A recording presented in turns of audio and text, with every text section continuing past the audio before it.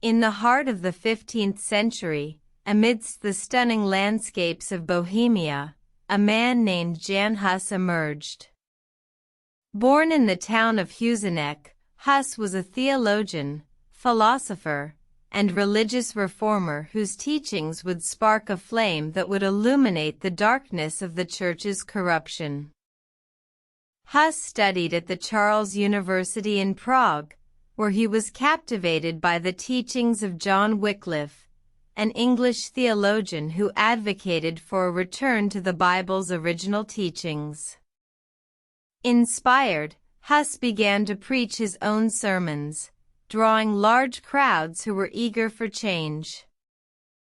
His words, delivered with passion and conviction, criticized the extravagant lifestyles of the Church's upper echelons, the sale of indulgences, and the corruption that had seeped into the heart of the Church.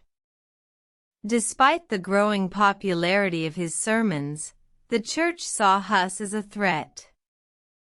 In 1412, Hus was summoned to the Council of Constance, called to address the Church's issues. Despite assurances of safety, Hus was imprisoned and charged with heresy. The trial was a sham, as the Church had already decided his fate. On July 6, 1415, Jan Hus was condemned and sentenced to be burned at the stake. As the flames rose around him, Hus remained defiant, proclaiming, "God is my judge, Christ knows that the truth is on my side."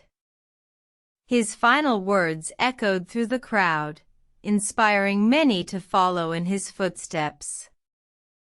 Hus's martyrdom sparked a rebellion in Bohemia known as the Hussite Wars, which lasted for several decades.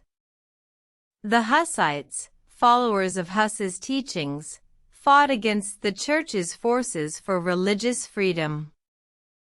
The wars ended with the Compacts of Basel, which granted the Hussites certain religious freedoms. Jan Hus's legacy lives on, not only in Bohemia but throughout the world. His stand against the corruption of the Church paved the way for the Protestant Reformation, led by Martin Luther decades later. His passion for truth and his unwavering commitment to his beliefs make Jan Hus a shining example of courage in the face of adversity.